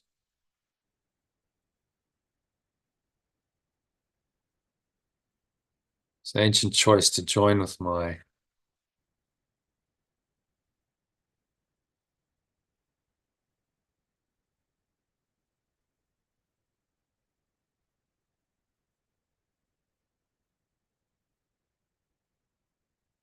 students as a teacher of perfect love transcends time. And our reunion in the present is inevitable. So in the present moment, only in the present moment can we be aware that we are one. In our teaching-learning relationship,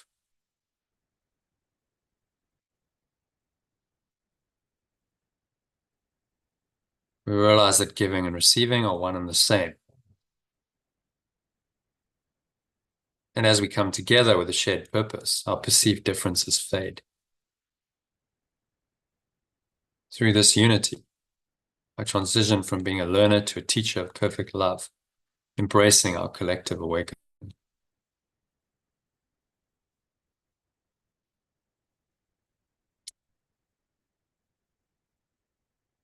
Giving, receiving, one and the same. Not really the same, shall we say. And as we come together with a shared purpose, our perceived differences fade.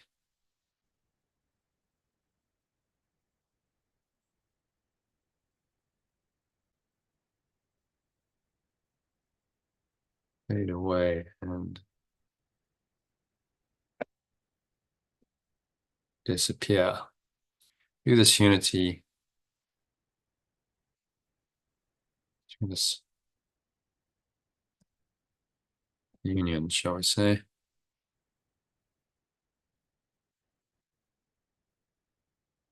I transition from being a learner to a teacher of perfect love.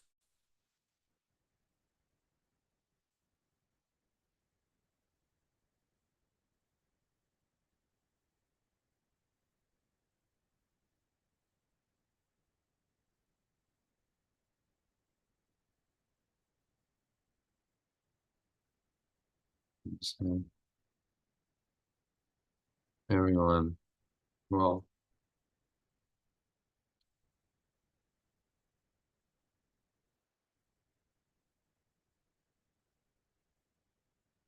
transformed from being a learner to a teacher of perfect love.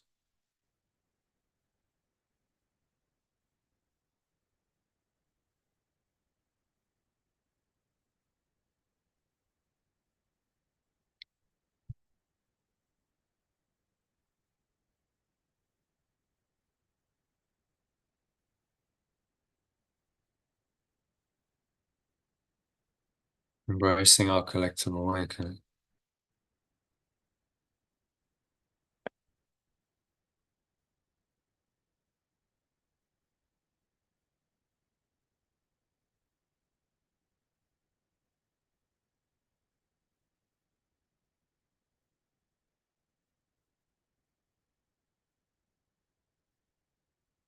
Accepting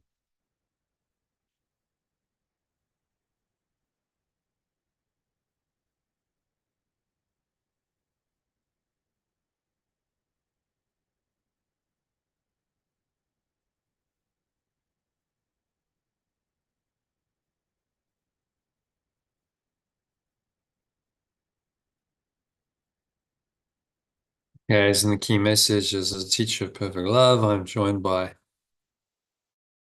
predestined students.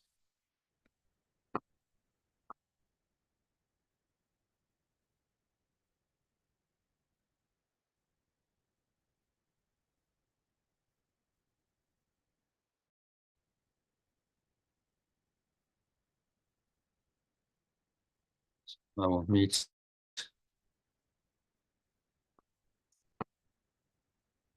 and teach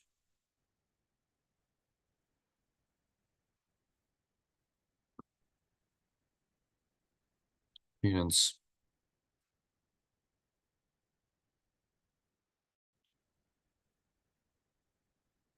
who are meant for me.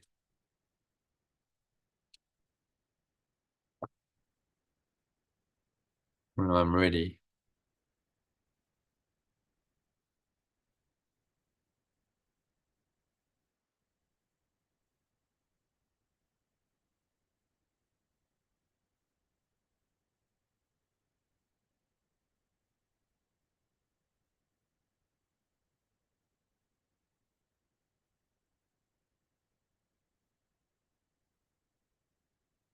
And the teaching is correcting illusions.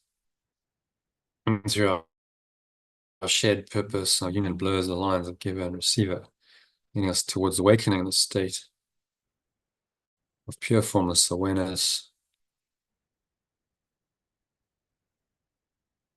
towards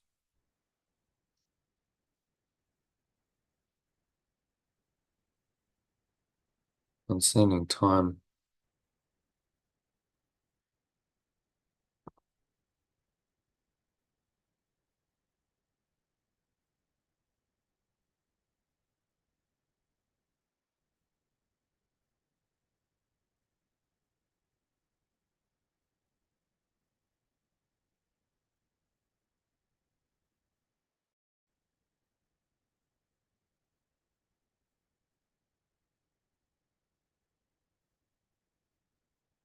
Yes, to um, um,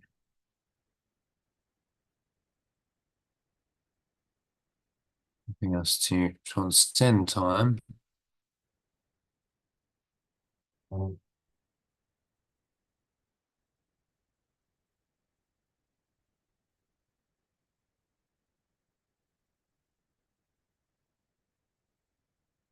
Helping us to transcend time and awaken in the state of pure formless together. So as a teacher of perfect life, I'll meet and teach the students that are meant for me when I'm ready.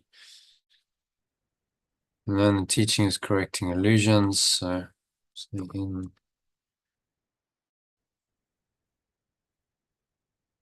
this process, I learn the teaching is correcting illusions. And through our shared purpose, the union blurs the lines of giver and receiver.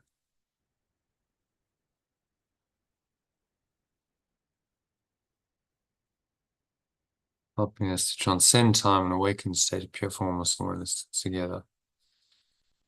Yeah, so nice message. Essentially, really just saying, to summarize this in a nutshell, we meet as the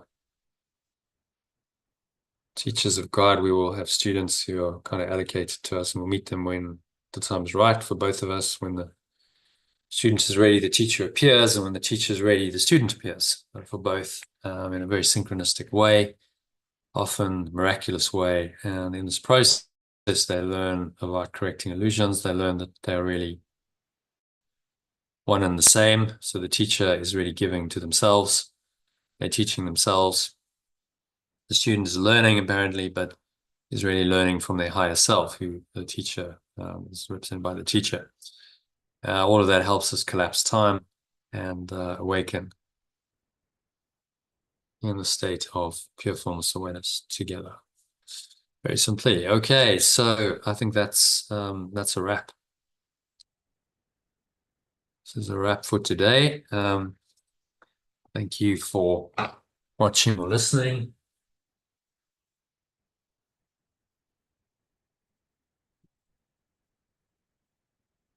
Thank you to